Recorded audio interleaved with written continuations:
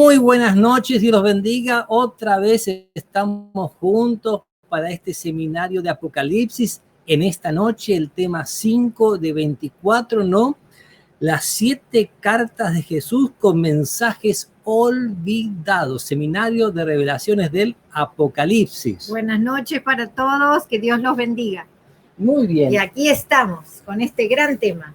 Y primero, algunas preguntitas para acordarnos del día de ayer, cómo anduvo la cosa, algunas preguntitas para que ustedes respondan, ¿no? Pero vamos a pedir que a mi esposa que tenga una palabrita de oración y vamos a pasar a las preguntitas. Primero las preguntitas y después la oración. Bueno, pero no nos olvidemos. No nos olvidemos, no nos olvidemos, ¿no? Usted va a poner allí, ¿no?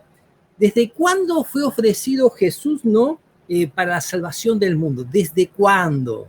¿Desde cuándo, no? Desde que el hombre fue creado. ¿Desde cuándo? Muy bien. Ahora, ¿falso o verdadero? San Juan 3:16 dice que Dios hizo el gran sacrificio de dar a su Hijo por nuestra salvación. ¿Es falso o es verdadero, no? Que Dios dio a su Hijo como sacrificio para nuestra salvación. San Juan 3:16, ¿no? Ahora, ¿qué nos dice la Biblia que debe acompañar al arrepentimiento, no? ¿Qué nos dice la Biblia que debe acompañar al arrepentimiento, no? Y luego, la última, falso o verdadero, si Jesús, ¿quién es el único mediador entre Dios y los hombres, no? ¿Quién es el único mediador entre Dios y los hombres? Falso. La última pregunta tiene que dar la respuesta, ¿no? No es falso, verdadero. Oh, sí, puedo decir, se puede hacer igual. Ok, muy bien, muy bien. Entonces repetimos ahora, ¿desde cuándo fue ofrecido Jesús como sacrificio? Según la Biblia, dice la Biblia. Desde antes la fundación del mundo. Exacto, ¿no? Dios ya tenía el plan, habíamos visto. Y el Dios Padre ofreció a su Hijo en sacrificio nuestro, sí, San Juan 3:16, de tal manera amó Dios al mundo que dio a su Hijo unigénito para que todo aquel que en él crea no se pierda, mas tenga vida eterna, ¿no? Amén, amén. Ahora, ¿qué nos dice que debe acompañar al arrepentimiento? La conversión, o sea, cuando usted tiene tristeza por el pecado, lo abandona y gira y se va para otro lado, ¿no? Ahora bien, Jesús es mi Señor, ¿puedo hacer, quién es el único mediador entre Dios y los hombres? No, es nuestro Señor Jesucristo, ¿no? Estamos ahí revisando que el Facebook esté todo en orden. Buenas noches para todos, acá hay unos saluditos, pero no podemos leerlos todos ahora, pero yo siempre los leo después y mando corazoncitos y saludos y agradecimiento para todos. Muy bien, ahora en el Facebook veo que hay unos mensajes. Recién con mi programa Virlive no podía ver ninguno de esos mensajes. Bienvenido Denis, Minerva, Diana, ¿no? Les agradezco que estén aquí. Ahora tengo que pasar al otro programa para seguir avanzando con el tema de esta noche. Y ahora sí vamos a pedir la bendición de Dios para seguir con la programación. ¿Dani? Padre de amor y de misericordia, te alabamos, te agradecemos, porque nuevamente estamos todos juntos, unidos, por medio del internet, pero también por medio de nuestros corazones y la presencia del Espíritu Santo. Amén. Para estudiar este precioso tema de las 7 iglesias y los 7 mensajes. Señor, amén, que esto sea una revelación para nosotros en forma personal y que nos ayude a crecer en la comunión contigo. Amén. Te lo pedimos en el nombre de Jesús. Amén, amén. Por eso me gusta estar con mi esposa, porque esas oraciones me llena. ¿Okay? Amén, amén. Muy que bien. Así sea para todos. Amén. Que así sea para todos. Ahora, podemos comenzar entonces. La mayoría de los libros... La mayoría de los libros del Nuevo Testamento son cartas que fueron escritas por los santos apóstoles a varias congregaciones. Muy bien, saben que si usted agarra, por ejemplo, la Biblia, ¿no? Y va a Primera de Corintios, dice, capítulo 1, versículo 1, Pablo, llamado a ser apóstol de Jesucristo por la voluntad de Dios, y al hermano Sóstenes, a la iglesia de Dios que está en Corinto, a los santificados. O sea, esta carta dice que va a una iglesia que está en Corinto. Si vamos a Segunda de Corintios, ¿no? Capítulo 1, versículo 1, todos van a ser igual así. Pablo, apóstol de Jesucristo, por la voluntad de Dios, y a hermano Timoteo, a la iglesia de Dios que está en Corinto con todos los santos. O sea, hay cosas que se repiten, le manda a una persona que está a la iglesia que está en una ciudad, y en esa iglesia, ¿quiénes están? Todos los santos, no todos los santos, ¿no? La carta a los Gálatas, por ejemplo, Pablo apóstol, no de hombres, ni por voluntad de hombres, sino por Jesucristo y por Dios el Padre, que lo resucitó de los muertos, y todos los hermanos que están conmigo, a la iglesia de Galacia, gracia y paz, ¿no? Y por agregar una más, vamos a Efesios. Efesios, sí. Sí, que tengo aquí, Pablo, apóstol de Jesucristo, por la voluntad de Dios, a los santos y fieles en Cristo Jesús que están en Efesios, gracia y paz. O sea, todas las cartas van dirigidas, como estaba leyendo mi esposa, a una ciudad, a una iglesia, a los santos de la iglesia, porque los santos son los miembros de iglesia, los que se apartan para un uso sagrado. Esos son los santos. Puedes seguir leyendo, mi amor. Pero hay algo que hace del Apocalipsis un libro sagrado realmente singular. Es la revelación de Jesucristo expresada en cartas enviadas a 7 iglesias ubicadas en Asia, con instrucciones para ellas y con mensajes proféticos aplicados a 7 periodos específicos de la historia de la iglesia. Es interesante que el mensaje dice que va enviado a 7 iglesias, ¿no? Pero cuando uno lee, está escrito para que todo el mundo, dice, el que tiene oídos, oiga. Exacto. Lo que el Espíritu dice a las iglesias. ¿Okay? O sea, aunque va para 7 iglesias, el mensaje es para cada uno de nosotros. Dios usó esos mensajes a esas 7 iglesias, porque había más de 7 iglesias en Asia Menor, lo que sería ahora Turquía, ¿no? Había muchas más iglesias, pero ¿por qué Dios eligió esas 7? Son también un tipo de algo que Dios nos quiere enseñar a nosotros también como seguidores de Jesús. Entonces es muy importante estudiarlas para nuestra vida personal y para enseñarnos también cuál es el plan de Dios en la historia y cómo Dios la describe. Amén, amén, amén. Sí, puedes seguir leyendo. Por eso dice, al mismo tiempo contiene mensajes universales que hacen a la edificación espiritual del creyente. Gracias a Dios, porque en este seminario hoy tenemos la oportunidad de leer esas cartas, estudiarlas y ser bendecidos con sus orientaciones. Pero recordemos que, además de interiorizarnos respecto de su contenido, debemos obedecerlo y seremos bienaventurados. Si recuerdan Apocalipsis 1:3. Bienaventurado el que lee y los que oyen las palabras de esta profecía y guardan las cosas en ella escritas, porque el tiempo está cerca. Muy bien, entonces comienza todo, ¿no? Con la iglesia de Efeso, y mirando lo que es la parte geográfica, Efeso es una ciudad portuaria, y de ahí está el camino romano que va al resto de las iglesias, ¿no? Aunque hay otras iglesias más, pero acá están elegidas 7 iglesias en forma específicas, y nos vamos a dar cuenta que eso tiene que ver mucho con el Apocalipsis, el número 7, ¿no? Sí, el número 7 es simbólico en el Apocalipsis y es muy importante. Hay muchos 7 en el Apocalipsis. 3 mensajes universales. Dice, hay algunas cosas en común en las cartas escritas a las 7 iglesias. 1. Se escribe al ángel. Muy bien, ahí quiero hacer un pequeño paréntesis, ¿no? Al ángel, ¿no? Si uno ve ahí en Apocalipsis capítulo 2, dice, escribe al ángel de la iglesia en Efeso, el que tiene las 7 estrellas en su diestra, el que anda en medio de los 7 candeleros, dice esto. Pero si miramos el capítulo 1, el versículo anterior al capítulo 1, versículo 20, dice, el misterio de las 7 estrellas que has visto en mi diestra y de los 7 candeleros. Las 7 estrellas son los 7 ángeles de las 7 iglesias, y los 7 candeleros que has visto son las 7 iglesias, ¿no?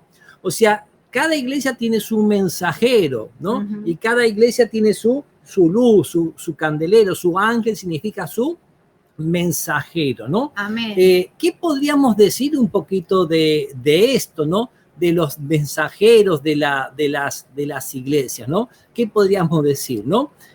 Podríamos decir que en todo el Apocalipsis hay muchas citas que tienen que ver con las estrellas, ¿no? Hay 75 casos que se refiere a seres celestiales, pero este es el único caso que se refiere a los ministros que están en la tierra, ¿no? O sea, en el libro de Hechos Apóstoles, página 468, nos dice que Cristo fue presentado como sosteniendo las 7 estrellas en su mano derecha. ¿Y quién se las puede sacar, mi amor, si Jesús las tiene en su mano derecha, Nadie. ¿no? Nadie. Esto nos asegura que ninguna iglesia que sea fiel a su cometido necesita temer la destrucción, porque ninguna estrella que tiene la protección del Omnipotente puede ser arrancada de la mano de Cristo, ¿no? Amén, podemos poner el primer amén en esta noche, ¿no? Que la iglesia, si es fiel, amén, nadie la puede arrancar de la mano de Jesús, ¿no? Por eso dice, se escribe al ángel o al mensajero de cada una de las iglesias. También agrega el mismo libro de Hechos Apóstoles, estas palabras son dirigidas a los maestros de la iglesia. Exacto. Aquellos quienes Dios confió pesadas responsabilidades, ¿no? Y agregan que estos son los que deben revelar el amor de Cristo. ¿Me está escuchando, hermano, hermanito, amigo? O sea, ¿no? Eso es importante porque el mensajero de la iglesia, la obligación que tiene es la de revelar el amor de Cristo. ¿Amén? Otro amén tiene que ser así, otro amén, ¿no? Pero recuerden que Dios, ¿qué nos hizo? Decías todo el otro día, que nos hizo reyes y ¿qué nos hizo? Sacerdotes. Ok, a todos hay un ministerio de todos los creyentes. En otras palabras, todos los creyentes debemos revelar el amor de Cristo. Por eso los invito a estudiar la lección de escuela sabática de esta semana, los que nos dice el día viernes en forma especial, de qué tenemos que revelar en nuestros testimonios sobre Dios, ¿no? Dice, hay algunas cosas en común en las cartas escritas a las 7 iglesias. Ya dijimos, 1, se escribe al ángel o mensajero de cada una de ellas. En cada caso, el Señor Jesús se presenta con una identificación especial adecuada a las necesidades de ese periodo de la iglesia. Por ejemplo, al escribir a Esmirna, que era la era de la persecución y el martirio, se presenta como el que estuvo muerto y vivió. ¿Quién fue el que estuvo muerto y vivió? Cristo. Y él le habla a su iglesia, que sería la segunda iglesia, la de Esmirna, una época de persecución que ya vamos a ver, ¿no? Número 2, hay un elogio en las cartas, en el mensaje, que refleja las virtudes de ese periodo, salvo en el caso de la Odisea por su tibieza espiritual. Y tercero, hay un reproche destinado a ayudar a crecer en áreas débiles de la iglesia, con excepción del periodo de Esmirna, que era la era de las persecuciones y el martirio, y Filadelfia, que era la era del reavivamiento. Y por último, cuarto, también se incluye una amonestación y una promesa.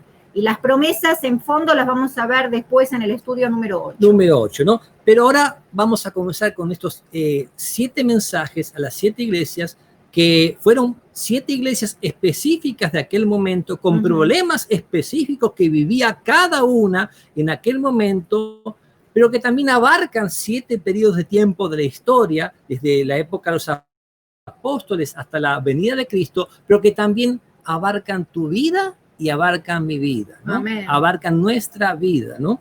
Muy bien. Entonces, nos dice aquí en la lección hay 3 declaraciones de Jesús que aparecen en su mensaje a todas las iglesias y que tienen relevante importancia para los cristianos de todas las edades.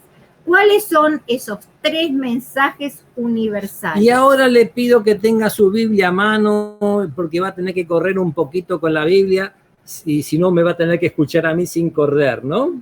Porque acá ya tengo todos los pasajes anotados para compartir los que nos presenta la lección, solamente que no los podemos proyectar, ¿no? Están en Apocalipsis capítulo 2 y capítulo 3. Muy bien, empezamos Apocalipsis 2:1. ¿Qué dice Jesús? Yo conozco tus obras y tu arduo trabajo y paciencia, que no puedes soportar a los malos y has probado. O sea, él conoce bien, ¿no? 2:9.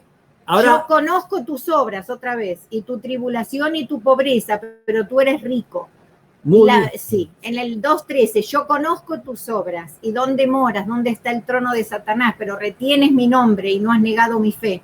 2:19, yo conozco tus obras, otra vez, y amor y fe y servicio y tu paciencia. En el 3:1 dice, escribe al ángel de la iglesia en Sardis, el que tiene los 7 espíritus de Dios y las 7 estrellas, dice otra vez, yo conozco tus obras. Que tienes nombre de que vives, pero dice, Y estás muerto. Wow, ¿no? Ya llegaremos ahí, ¿no? 3:8, yo conozco tus obras. 3:15, yo conozco tus obras. Que ni de frío ni caliente, ¿no? Exacto. Ahora vamos a ver que hay otro tipo de repetición que se da. En Apocalipsis 2:7 dice, el que tiene oído oiga lo que de Espíritu dice las iglesias, al que venciere le daré de comer del árbol de la vida, el cual está en medio del paraíso de Dios. Por eso la primera cosa que se repite, que Dios nos conoce totalmente y no puede ser burlado.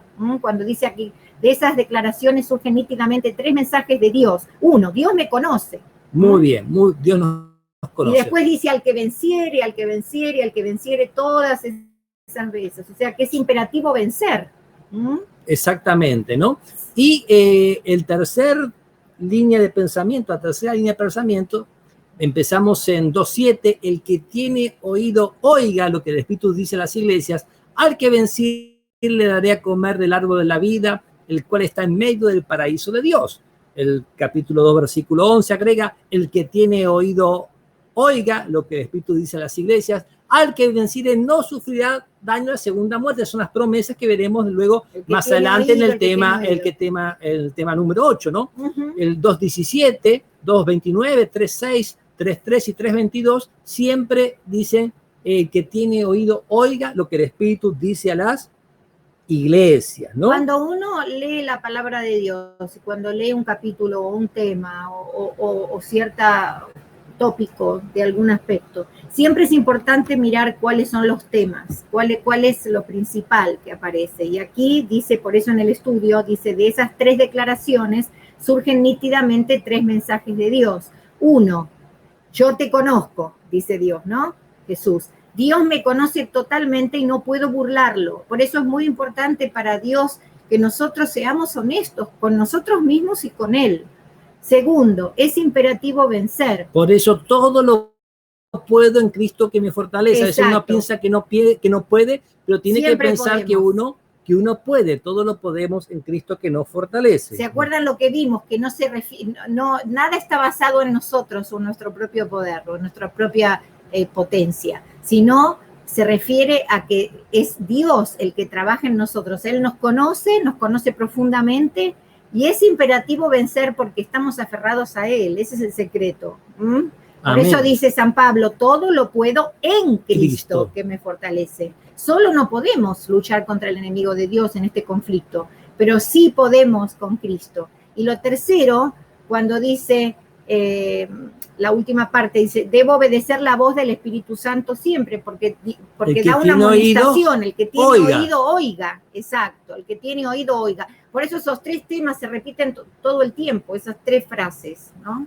Muy bien, ahora vamos a ir a analizar un poquito las 7 iglesias, ¿no? Vamos a ver los puntos más destacados de estas iglesias, las cuales están ubicadas, como dijimos, en la provincia de Asia Menor, nos dice aquí en la guía de estudio. Que es la actual Turquía. ¿No? Y es una serie de 7, dice, las 7 iglesias son las primeras series de 7 en el Apocalipsis, las 7 iglesias, los 7 sellos, las 7 trompetas.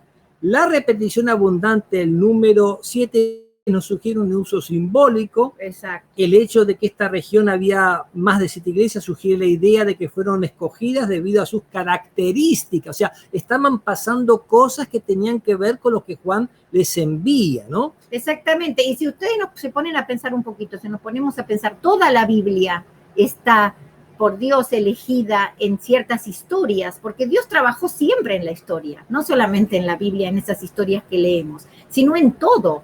Lo que pasa es que Dios elige ciertas cosas para ponerlas como ejemplo para nosotros y para que tomemos confianza y para que aprendamos algo de ahí. Muy bien, entonces nos vamos ahora a Efeso, era de la pureza apostólica. Esta es la primera iglesia, la que formó Jesús, la que llamó a sus discípulos, eligió sus apóstoles y luego delante de una multitud de 500 personas, él se elevó al cielo y le dio el encargo de llevar el mensaje hasta lo último de la tierra y la promesa de que los iba a acompañar hasta ¿cuándo? Hasta el fin del mundo. Hasta el fin del mundo les dio esa promesa, ¿no? Entonces nos pregunta aquí, ¿cuáles serían las características más destacadas de la iglesia durante el periodo profético de Efeso?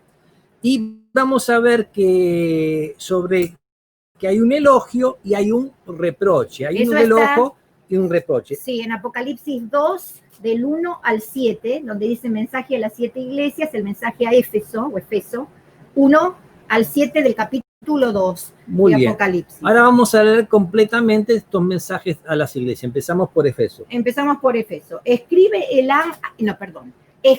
al ángel de la iglesia en Éfeso, el que tiene las 7 estrellas en su diestra, el que anda en medio de los 7 candeleros de oro, dice esto. O sea, en otras palabras, es Jesús que tiene a sus ministros en sus manos y está caminando ahí entre las iglesias, ¿no? Sí. Jesús está in charge, él tiene la mano al timón del...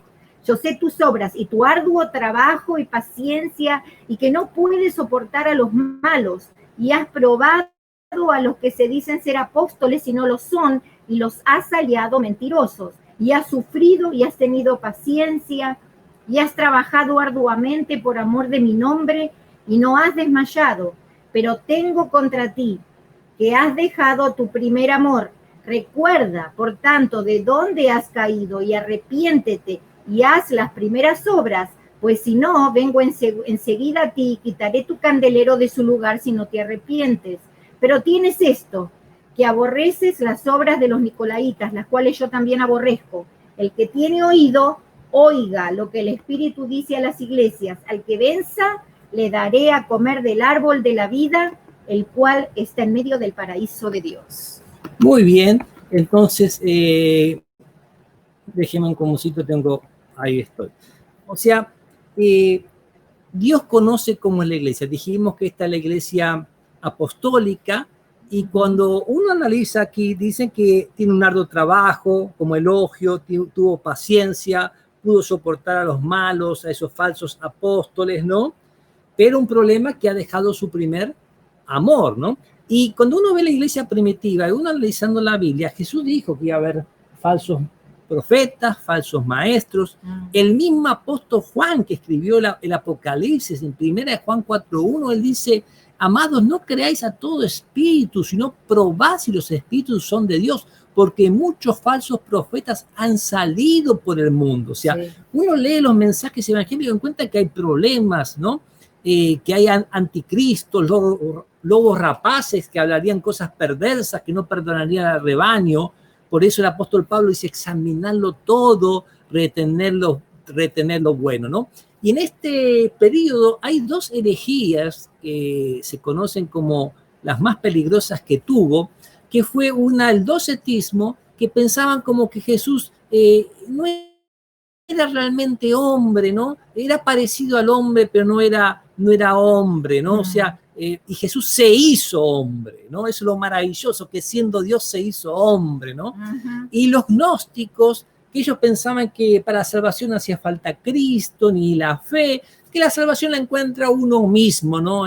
Uno la busca y la encuentra, ¿no? Ahí en su mente, algo místico, ¿no? Y eso fueron tremendas herejías, porque sabemos que la salvación es una persona, y es el Señor Jesucristo, ¿no? Y para analizar podemos ver que todas esas discusiones, también, porque a veces cuando la gente discute, cambia el humor de las personas, ¿no? O sea, sí, cambia, afectan las discusiones, y tal vez esas discusiones de querer llevar la verdad adelante ante tantas cosas que se presentaban, hizo que ese primer amor se vaya yendo, ¿no? de la iglesia, lamentablemente se vaya yendo, ¿no? Porque a veces por querer, a veces hay una línea muy fina entre amar a Dios y querer obedecer a Dios. A veces nosotros, por tanto celo de querer obedecer a las cosas de Dios, podemos llegar a olvidar al mismo Dios y centrarnos nada más en el hacer. Y yo creo que tal vez esa primera iglesia, como eran personas que buscaban seguir a Jesús en lo que él decía y examinándolo todo, tal vez se habían olvidado un poco de los principios en los que Jesús había dado todo eso, ¿no? Y eso nos puede pasar a nosotros también en nuestra vida personal, y ahí es lo que debemos saber aplicar, ¿no? Muy bien, dice: en la época de los apóstoles, es la época de los apóstoles durante el siglo I, fue un tiempo de gran crecimiento. El historiador Gibson dice que los cristianos llegaron a ser en esa época unos 6 millones, ¿no?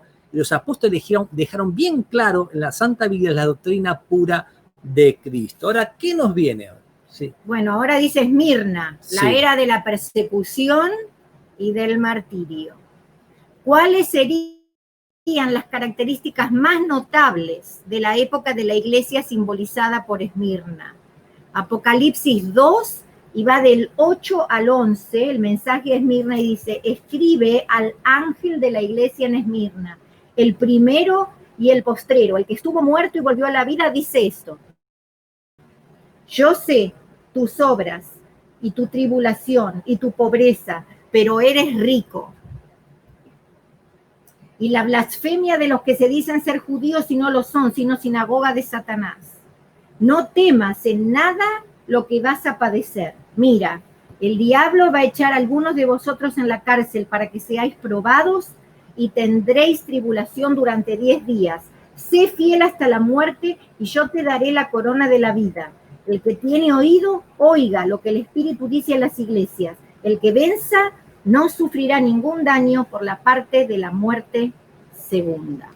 Un mensaje muy, muy importante, ¿no? Esta iglesia es una iglesia que va desde el año 100 hasta el 313.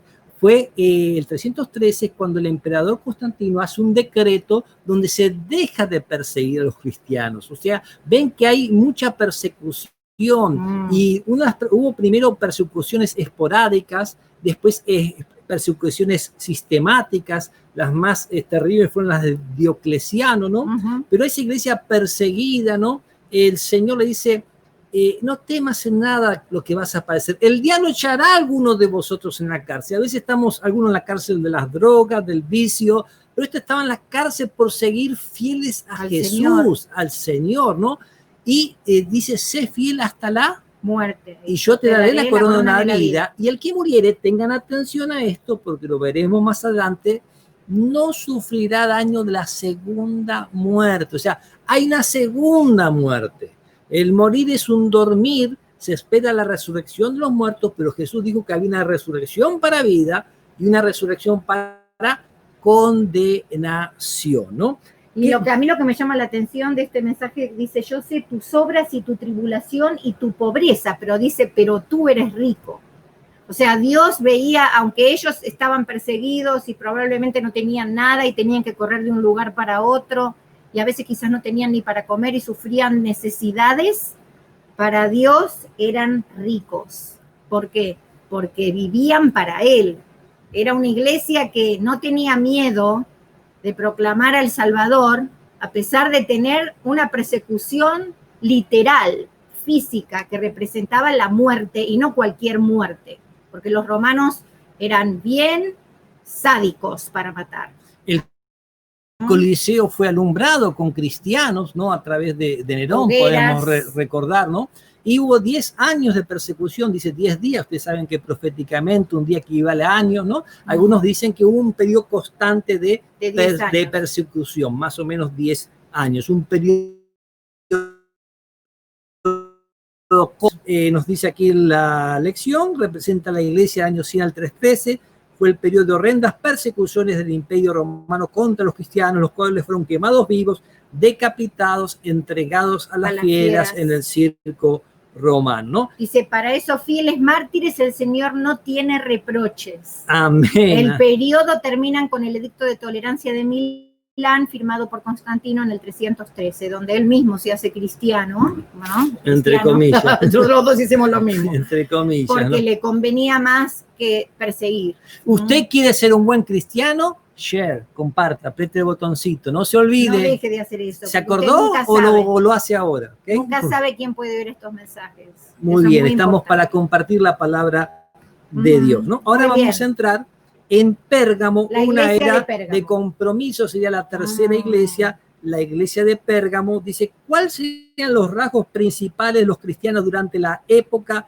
representada por Pérgamo? Apocalipsis 2, 12 al 17. 12 al 17 dice así: y escribe al ángel de la iglesia en Pérgamo, el que tiene la espada aguda de 2 filos dice esto: Yo sé tus obras y dónde habitas, donde está el trono de Satanás. Tremendo mensaje. Pero retienes mi nombre y no has negado mi fe ni aún en los días en que Antipas, mi testigo fiel, fue muerto entre vosotros, donde mora Satanás. Pero tengo unas pocas cosas contra ti, que tienes ahí a los que retienen la doctrina de Balaam, que enseñaba a Balac a poner tropiezo ante los hijos de Israel, a comer de cosas sacrificadas a los ídolos y a cometer fornicación. Y asimismo tienes a los que retienen la doctrina de los nicolaitas, que yo aborrezco. Por tanto, arrepiéntete, pues si no, vengo a ti enseguida y pelearé contra ellos con la espada de mi boca. El que tiene oído, oiga lo que el Espíritu dice a las iglesias. Al que venza le daré a comer del maná escondido, y le daré una piedrecita blanca, e inscrito en la piedrecita un nombre nuevo, el cual ninguno conoce, sino el que lo recibe. Es interesante que Pérgamo era una ciudad que era un centro de culto, mi amor, de las religiones paganas con influencia oriental. Wow. Y si uno investiga un poquito cuáles son las religiones que hoy día están dando vuelta por la gente de sociedad alta, generalmente son religiones que vienen, filosofías que vienen del Oriente, ¿no? Sí. La cosa no ha cambiado, las mismas cosas que había en la Edad Media volvieron. Filosóficamente volvieron con más poder, que la piedra que te cura, que las palabras mágicas, que este líquido, ¿no? Sí. Y algunos le están tratando de dar forma de ciencia, ¿no? Como forma de ciencias, pero son muchas palabras, pero mucho ruido, como dicen en mi país, y pocas nueces, ¿no? Esta iglesia tiene un elogio que retiene mi nombre y no has negado mi fe, ¿no? Pero también tiene reproches, ¿no? Que están los nicolaitas, que era una secta que no se conoce muy bien, pero que había un tal Nicolás de Antioquía que causó divisiones en la iglesia, que no importaba lo que uno haga con la carne, lo importante es el espíritu. O sea, yo hago lo que quiera. Nicolás. Sí, un mundano, o sea, hace lo que quieras, pero lo importante es el espíritu, ¿no? Y nos habla de Balaam, que había sido un profeta de Dios, pero que quiso lucrar y actuó en contra del pueblo de Dios, ¿no? Y Balaam aconsejó a los enemigos del pueblo de Dios que traten que sus hijas, las de Moab, ¿no? Se relacionen con los del pueblo de Dios, ¿no? Nos dice en Números 25 que moraba Israel en Sitín y el pueblo empezó a fornicar con las hijas de Moab, las cuales invitaban al pueblo a los sacrificios de sus dioses, y el pueblo comió y se inclinó a sus dioses. Sí. Dice, la analogía con Balaam sugiere que en Pérgamo había personas cuyo propósito era dividir y arruinar a la iglesia, fomentando prácticas que eran prohibidas para los cristianos. O sea, era un problema que estaba pasando ahí. Había una mezcolanza de ideas en esta iglesia. O sea, ya había entrado una apostasía muy grande. Era la época de la... Sí, en Números 31-16 se agrega, aquí... por consejo de Balaam, ellas fueron causa de lo que los hijos de Israel prevaricasen contra Jehová en lo tocante a Baal Peor, por lo que hubo mortandad en la congregación de Jehová. O sea, esos pecados de mezclar lo pagano con lo religioso, vimos que en la otra iglesia... lo pagano con lo cristiano. Con lo cristiano, ¿no? O sea, vimos que Constantino en el 313, ¿no? Él hace un edicto en el cual se dejan las persecuciones de la iglesia, pero él se hace cristiano en el 325, ¿no? Él se constituye en el jefe de la iglesia como cristiano, pero Constantino hace un sincretismo religioso, empieza a mezclar todo, ¿no? Al San Pedro o sea, al dios Júpiter del Capitolio, lo sacan de ahí, lo ponen a otro lado y le ponen San Pedro, ¿no? El día del sol, él manda, hace un decreto que como líder cristiano, que toda la gente guarde el venerable día del sol, porque crecen bien las plantas. O sea, el sol era el elemento que adoraba el Imperio Romano, ¿no? Y luego hablan de Jesús como el sol de justicia, pero mandan a adorar el día del sol. Exacto. ¿No? El día del sol, ¿no? Porque como que el sol tenía un poder especial. En otras palabras, adoran las criaturas antes que al creador, lamentablemente, ¿no? Sí, se empezaron a mezclar las cosas, demasiado ya. Muy bien, vamos entonces ahora a la cuarta iglesia, Tiatira, una era de apostasía. O sea, vemos cómo en la iglesia empieza pura, pero hay divergencias, hay falsos profetas, falsos de todo, ¿no? Se pierde el primer amor, se acaba la persecución, como que se acaba la pureza, Constantino se hace como el líder de la iglesia, empieza a mezclar las cosas y este problema sigue descendente, ¿no? Sí, con la iglesia de Tiatira, ¿no? De Tiatira. ¿Qué nos dice ahí? En Tiatira dice, y escribe al ángel de la iglesia en Tiatira, el Hijo de Dios, el que tiene los ojos como llama de fuego y sus pies son semejantes al bronce bruñido, dice así: yo sé tus obras y tu amor, fe y servicio y paciencia, y que tus obras recientes son más numerosas que las primeras, pero tengo unas pocas cosas contra ti, que toleras que esa mujer Jezabel, que se dice profetiza, enseñe y seduzca a mis siervos a fornicar y a comer cosas sacrificadas a los ídolos. Y le di tiempo para que se arrepintiese, pero no quiere arrepentirse de su fornicación. He aquí, la arrojo en cama y en gran tribulación a los que con ella adulteran, si no se arrepienten de las obras de ella. Y mataré con peste a sus hijos, y todas las iglesias sabrán que yo soy el que escudriña la conciencia y el corazón, y os daré a cada uno según vuestras obras. Pero os digo a vosotros y a los demás que están en Tiatira, a cuantos no tienen esa doctrina y no han conocido las profundidades de Satanás, como ellos dicen: no os impongo otra carga, no obstante lo que tenéis, retenedlo hasta que yo venga. Y al que vence y al que guarda mis obras hasta el fin, le daré autoridad sobre las naciones y las quebrantará con vara de hierro, como son desmenuzados los vasos del alfarero, así como yo también he recibido autoridad de manos de mi Padre. Y le daré la estrella de la mañana. El que tiene oído, oiga lo que el Espíritu dice a las iglesias. Es interesante que ahora en esta iglesia surge una mujer, Jezabel, una mujer pagana.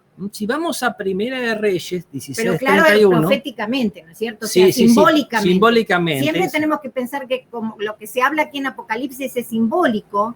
O sea, está citando algo del Antiguo Testamento. Claro, no es que Jezabel aparece otra vez, porque Jezabel fue una reina digamos, en el Antiguo Testamento que sí, que trajo idolatría al pueblo de Israel, ¿no es cierto? Pero todo ahora, lo que está en el Antiguo Testamento, citado en Apocalipsis, como es simbólico, tiene un sentido figurado, abstracto y generalizado, ¿no? Pero para enseñar un problema que también estaba con Jezabel, ¿no? Sí. O sea, los cristianos de aquel momento ahora se encuentran con problemas con una mujer. Y en la Biblia, mujer es símbolo de qué, mi amor? De iglesia. De iglesia. O sea, como que hay una iglesia y esta iglesia tiene hijos que Dios los va a meter en cama si no andan bien, ¿no? Y o sea, es una iglesia madre. Y esto tiene que ver porque cuando analicemos más adelante Apocalipsis 17, habla de Babilonia, la grande, una gran ramera, que es una madre de las rameras, o sea, ¿no? O sea, habla también de una mujer sentada,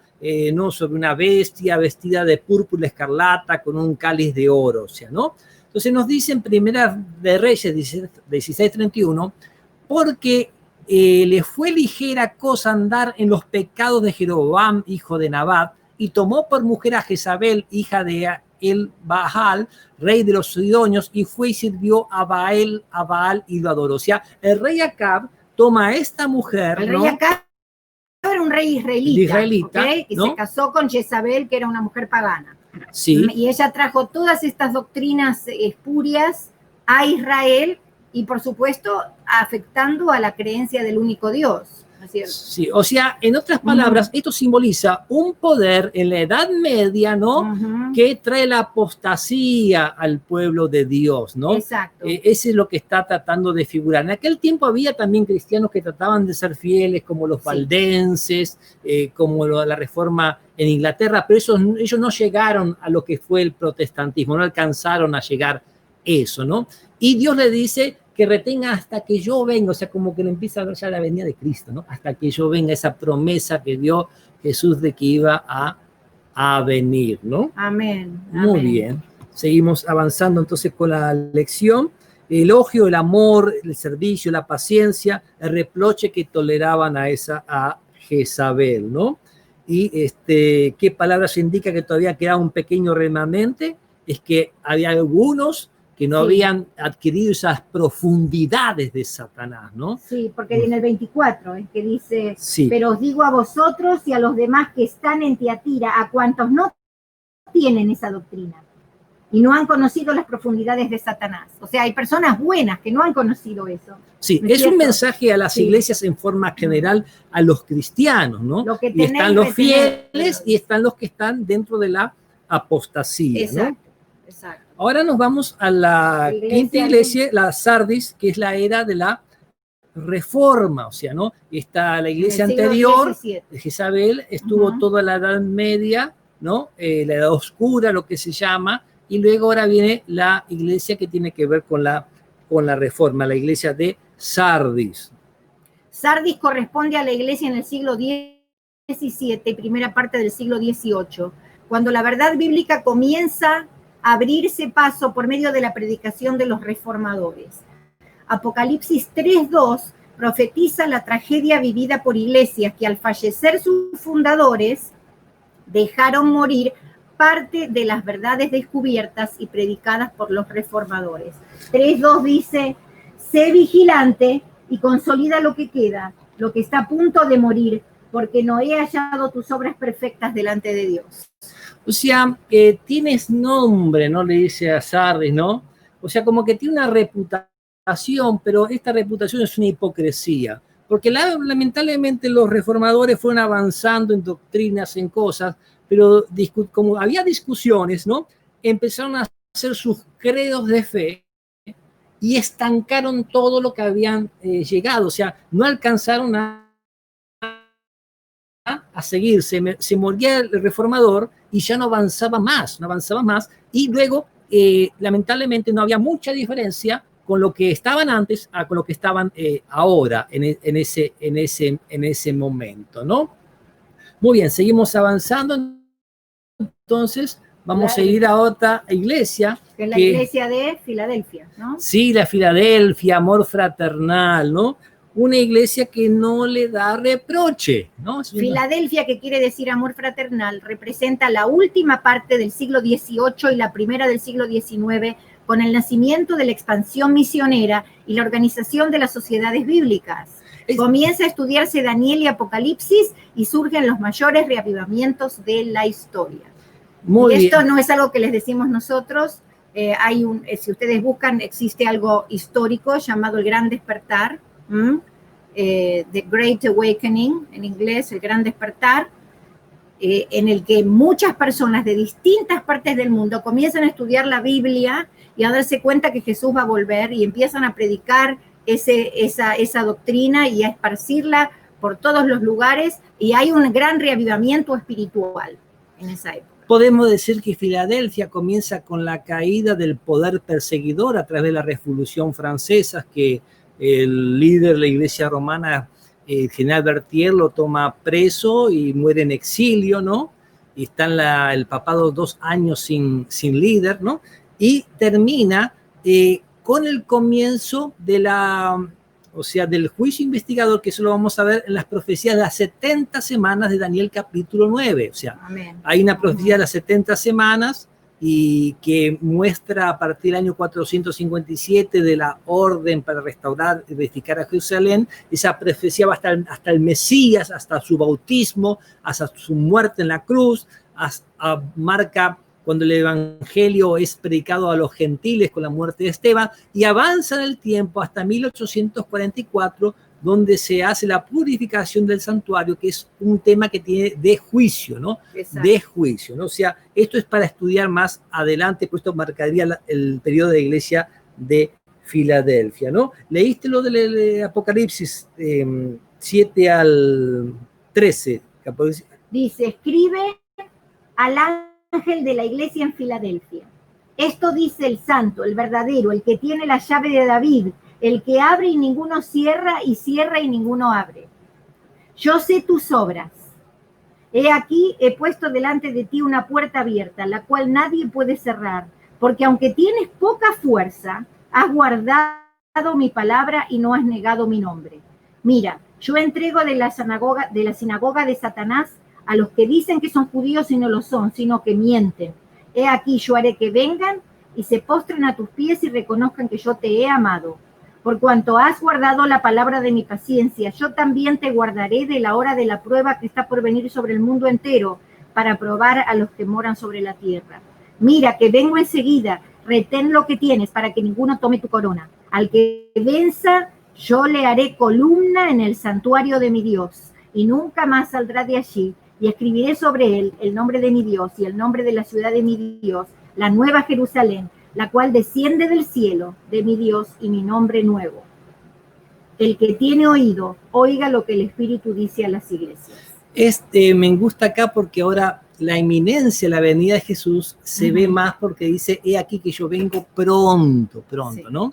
Nos habla de que el Señor abre una puerta que nadie puede cerrar, o sea, ya comienza con el fin de esa iglesia, comienza el proceso del juicio investigador hasta que ese juicio termine, entonces el Señor venga, ¿no? Fue un gran movimiento que se fue a nivel mundial, y aunque quedaron pocas personas después, eso dio origen, ¿no?, a un cumplimiento de un plan de Dios que ya veremos más adelante, un origen perfecto, un cumplimiento de un plan de Dios, ¿no? Para la predicación del Evangelio en todo el mundo. Exactamente. Ahora vamos a ver lo que es la iglesia que representa el tiempo presente, ¿no? La séptima iglesia. La iglesia de Laodicea, ¿no? La era presente. Entonces, esta iglesia nos dice la pregunta, ¿cuáles son las características profetizadas para nuestro tiempo representado por la Odisea, ¿no? Hay un elogio, hay una represión y hay un consejo sanador, pero primero vamos a leer la palabra de Dios en ahí, Apocalipsis 3, 14 al 22. Apocalipsis 3, 14 al 22, ¿no? Y escribe al ángel de la iglesia en la Odisea. Esto dice el Amén, el testigo fiel y verdadero, el principio de la creación de Dios. Yo sé tus obras, que ni eres frío ni caliente. Ojalá fueses frío o caliente. Así por cuanto eres tibio y no frío ni caliente, voy a vomitarte de mi boca. Porque dices, yo soy rico y me he enriquecido y de ninguna cosa tengo necesidad. Y no sabes que tú eres un desventurado, miserable, pobre, ciego y desnudo. Te aconsejo que de mí compres oro refinado por fuego para que seas rico y vestiduras blancas para que te cubras y no quede al descubierto la vergüenza de tu desnudez. Y unge tus ojos con colirio para que veas. Yo reprendo y corrijo a todos los que amo. Sé pues celoso y arrepiéntete. He aquí yo estoy a la puerta y llamo. Si alguno oye mi voz y abre la puerta, entraré a él y cenaré con él y él conmigo. Al que venza le daré que se siente conmigo en mi trono, así como yo he vencido y me he sentado con mi Padre en su trono.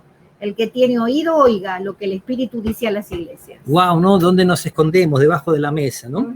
Es interesante que la iglesia de Laodicea, o sea, la ciudad de Laodicea, el nombre de la ciudad, todavía no están bien definidos qué nombre será. Yo no hablé mucho de los nombres de cada iglesia porque no hay mucha definición en la gran mayoría de ellos, ¿no? Pero en la Odisea sí hay dos nombres que están ahí, que no se sabe cuál de los dos es. Uno, juicio del pueblo, ¿no? Y otro, un pueblo juzgado, ¿no? Y a mí me parece más un pueblo juzgado que juicio del pueblo, ¿no? O sea, proféticamente hablando, diciendo. Y era la Odisea una ciudad que se dedicaba a las ovejitas, ¿no? A la lana de las ovejitas. Digamos, ¿sabes qué color era la lana más famosa de la Odisea? Negra. ¿No? Porque, claro. Sí, como que las ovejitas no eran blancas, sin mancha ni defectos, eran negritas las ovejitas, o sea, ¿no? Estaban manchaditas, ¿no? Y este problema de estas ovejitas como que se creen que son más que ovejas, ¿no? Se creen que son el pastor de las ovejas, que se creen que son Jesús, ¿no? Que se las saben todas, ¿no? Y están en una posición tibia, o sea, no están ni fríos ni calientes. Y cuando uno está tibio como que uno se duerme, está calentito, sí. O sea, el tibio mantiene como una apariencia de que es. Y no es. Y no es, ahí está. Ese es el problema. Por eso, ¿no? Los textos dicen, ojalá fuese frío o caliente. pero como eres tibio, te vomitaré de mi boca, porque no es ni una cosa ni la otra. O sea, la persona tibia es la persona que es indiferente, prácticamente. En Primera de Testimonios, 188, mi amor, hay una cita muy interesante. ¿Cuál cita? Está ahí. Bueno, Primera de los Testimonios, 188. Sí. Al Señor le agradaría que los tibios que creen que son religiosos nunca hubieran mencionado su nombre. Son una carga continua para los que anhelan ser fieles seguidores de Jesús. Son una piedra de tropiezo para los incrédulos. ¿Cuánta gente que hay que no cree en Dios por lo que las iglesias dicen? Yo conocí un muchacho, sí, Gustavo, coach, que él no creía en Dios por lo que las iglesias decían. Y la mayoría de la gente que dice que es atea es porque ve incongruencias en las iglesias, y eso es total, eso es real, porque como no conocen toda la verdad, juzgan en la apariencia de lo que ven y en el testimonio de las personas, y cuando las personas no tienen un buen testimonio, hacen un trabajo satánico. Y el problema de la iglesia de la Odisea, ¿no? Es que, fíjate que Jesús vino a este mundo a revelar al Padre, ¿no? A mostrar cómo el Padre es, ¿no? Y con su manera de ser, ¿no? Pero es una iglesia como que quiere más transmitir un mensaje que transmitir una persona. O sea, ese es un gran drama. O sea, yo te paso un mensaje y sigue tu vida por tu cuenta, ¿no? O sea, en vez de que tú te integras a una familia, ¿no? A la familia de Cristo y señalas a Cristo, ¿no? En Tercera de Cuyos Testimonios, páginas 183 y 184, dice: el pecado más incurable es el orgullo y la presunción. Estos defectos impiden todo crecimiento, porque si tú estás mal, tú sabes que estás mal, pero el que se cree que está bien, no sabe, ¿no? Fíjense que hay dos personas que van a orar a la iglesia. En Lucas 19 habla de la parábola del fariseo y el publicano, ¿no? Uno en un sacerdote y le dice: a Dios te doy gracias porque soy mejor que todo el mundo. Y el publicano, que era un cobrador de impuestos, ladrón, agachó la cabeza y no quería ni alzar los ojos al cielo y decía: Dios, sé propicio a mí, pecador, cúbreme, tápame, perdóname, ¿no? Y el otro dice: yo no soy ni aún como este publicano. Ese volvió a su casa sin perdón. Sin perdón, dijo Jesús. Porque él pensaba que estaba todo bien y estaba todo mal. En cambio, el otro que reconoció sus pecados, recuerden que dijimos que el arrepentimiento es tristeza por el pecado y abandono del mismo. Este hombre manifestó tristeza por lo que era y estaba el deseo implícito, abstracto de abandonar, ¿no? Y Jesús dijo: este volvió justificado, por el otro no, porque todo aquel que se enaltece será humillado. Y el que se humilla será enaltecido. O sea, ahora, ¿cuáles son los elogios? Ninguno. Sí, es triste, porque cuando hay orgullo, no hay lugar para ver nada bueno en realidad. Sí, reprensión, eres tibio, ¿no? Consejo sanador, ¿no? Que compre oro refinado en fuego. Que es el Espíritu Santo. Vestiduras blancas para vestirte y el colirio, que es el Espíritu Santo. O sea, el oro refinado en fuego es lo que uno obtiene pasando por las pruebas, las dificultades. En Gálatas 5:6 nos dice que es la fe que obra por amor, ¿no?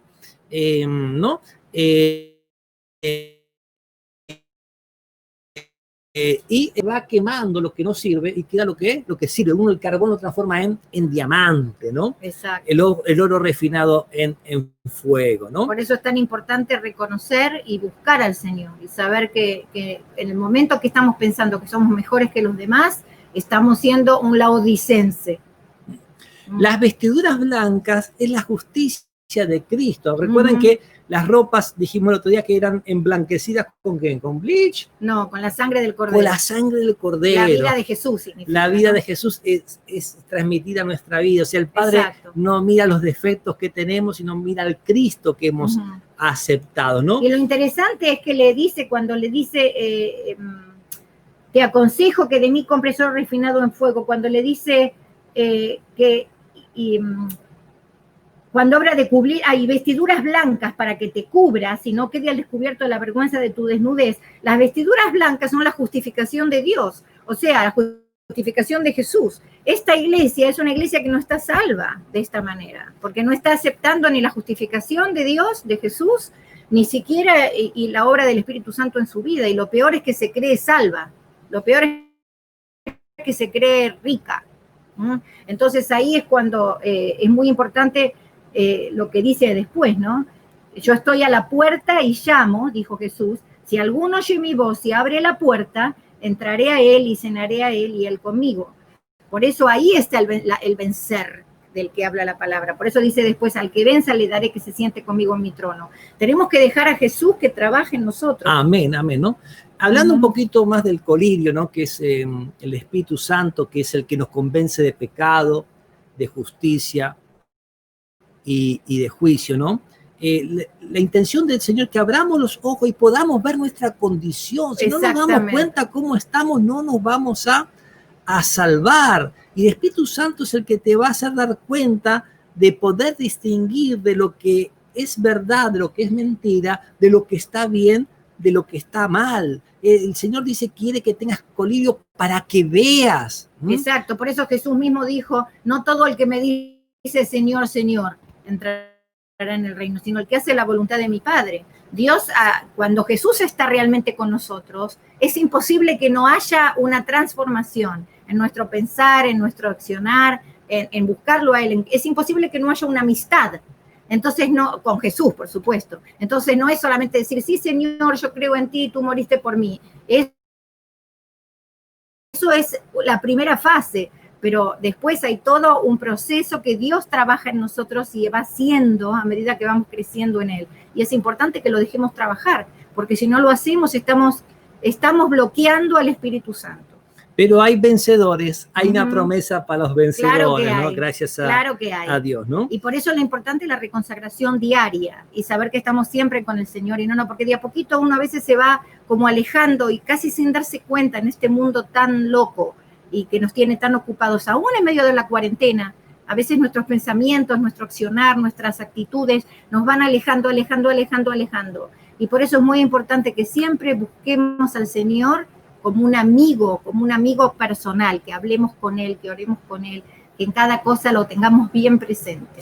Hay una cosa que no tienen a veces generalmente los falsos profetas. Ustedes recuerdan que Satanás se disfraza como ángel de luz y sus ministros como ministro de justicia. Pero generalmente para ellos es muy difícil esconder los frutos, el fruto del Espíritu, que es gozo, paz, paciencia, benignidad, templanza, mansedumbre, amor, fe. Y dice Dios que contra esas cosas no hay ley, no hay ninguna ley de Dios que te acuse cuando uno tiene esas cosas en el corazón, porque uno está viviendo el principio que rige el universo, el servicio abnegado por amor, ¿no? La abnegación para servir a los demás, ¿no? Los frutos del Espíritu Santo. Exactamente, ¿no? Por eso Jesús a esta iglesia le hace una invitación muy bonita. A veces uno ve en los diarios, en las noticias, ¿no? El presidente va a hacer una cena e invita a todo el mundo. ¿Sabías, mi amor? ¿A todo el mundo? No creo. Sí, a todo el mundo que pague. A la mesa al lado de él, $100,000, la otra $50,000. O sea, ¿no? Sí, eso se hace como fundraiser. Fundraiser, ¿no? O sea, el como artista, el presidente, juntar fondos. Uno lo hace no para cobrarlos ellos, sino para darlos a una sociedad caritativa, ¿no? Pero Jesús, Él viene a nuestra casa. Amén. Y Él nos trae el alimento. Sí. Cuando uno está con Jesús, se olvida de abrir la nevera, de que como, que no como, que tomo, que no tomo, ¿no? Se olvida de todo, ¿no? Él trae el alimento, Él viene a nuestra casa y Él golpea la puerta. Y nos dice a los laodicenses, he aquí yo estoy a la puerta y llamo. Si alguno oye mi voz y abre la puerta, entraré a Él y cenaré con Él y Él conmigo, ¿no? Amén, o sea, gloria a Dios. ¿Cómo puedo saber si estoy andando por buen camino? ¿De quién te gusta hablar? Sí. ¿En quién te gusta pensar? Exacto. Si hay señales rojas, si te gusta andar señalando, andar criticando, andar juzgando, esas son señales peligrosas, muy peligrosas, ¿no? Dáselas al Señor. Dile al Señor eso cuando te pase. Yo lo hago cuando me vienen pensamientos que no sé que no son voluntad de Dios. Le digo, Señor, esto no quiero pensar. Te lo doy. Ayúdame. Y ante toda circunstancia piensa, ¿qué haría Jesús en mi lugar? ¿No? Exacto. ¿qué haría? No alimentemos lo malo, no alimentemos la vieja naturaleza. Eso es muy importante. Tenemos que alimentar la naturaleza divina, la naturaleza que Dios quiere poner en nosotros. Pedro, en su celo por Jesús, sacó una espada y le cortó la oreja a Malco. Y Jesús le dijo, guarda la espada, porque espada mata, espada muere. Y nosotros, nuestra espada es la espada del Espíritu, la palabra de Dios que tiene doble filo. Exacto, y llega al corazón y lo penetra. La visión de San Juan de Jesús con la espada de dos filos, ¿no? Que es su palabra, es su mensaje. Es un mensaje. Apreciados, dice aquí, mi decisión, ¿no? Viendo el inmenso amor de Dios por sus hijos y sus amonestaciones para nosotros hoy, decido aceptar el consejo de Jesús. Arrepentido del pecado, le pido el oro de las verdades celestiales, las vestiduras blancas de su justicia y el colirio del discernimiento del Espíritu Santo para comprender su palabra. Señor, entra en mi corazón y dame el nuevo nacimiento que prometiste a tus hijos. Amén, amén, ¿no? Hermanos, cada día debemos morir. Cuando analizamos cada día nos damos cuenta que cada día cometemos errores, que cada día nos equivocamos, ¿no? Sí. Pero cada día muere, lo decía el apóstol Pablo, y uno sigue para adelante, no mirando lo que queda atrás, sino a la meta del llamamiento del Señor, ¿no? Y aferrándonos a sus promesas, hermanos, porque cuando dudamos, cuando tenemos miedo y desconfiamos de la promesa de Dios, entonces también pecamos. A veces nosotros pensamos pecar es algo precisamente malo, como matar a alguien. No necesariamente. El miedo, acuérdense, la Biblia dice, el amor quita fuera el temor. Si yo amo al Señor, Dios va a transformar nuestro corazón. Y yo lo digo un poquito por mí, porque yo soy una persona que tiendo a la ansiedad y al temor. Entonces, cuando me pasa eso, yo le digo, Señor, no quiero pecar, porque yo sé que el amor hacia ti me va transformando. Y el Señor me ayuda, pero tanto, tanto. Yo siempre digo, si no tuviera Jesús en mi vida, no sé qué sería de mí. Una bruja. Toda cosa bonita viene de Jesús, hermano. Si no fuera por Jesús seríamos... Y a lo mejor sí, porque les voy a decir algo. A mí me encantaban las cosas espirituales de chica. Mucho, mucho, mucho. Y el Señor de una manera y otra siempre me fue librando de esas cosas. Y siempre me fue mostrando la Biblia y siempre me fue mostrando su voluntad. Tal vez si no lo hubiese conocido a él, ¿quién sabe qué sería yo? Y yo no sé ni qué sería si no hubiese conocido. Porque sí, porque a veces Dios nos da dones y nos da talentos, pero cuando no los usamos con Dios, Satanás los usa. Entonces es muy importante que siempre vayamos en manos del Señor, a que Él nos cambie y nos transforme. ¿Cuánta gente maravillosa, hermosa hay en el mundo, con talentos impresionantes, y que lamentablemente los utilizan para sí mismos, para su propia gloria? Y algunos hasta para cosas malas.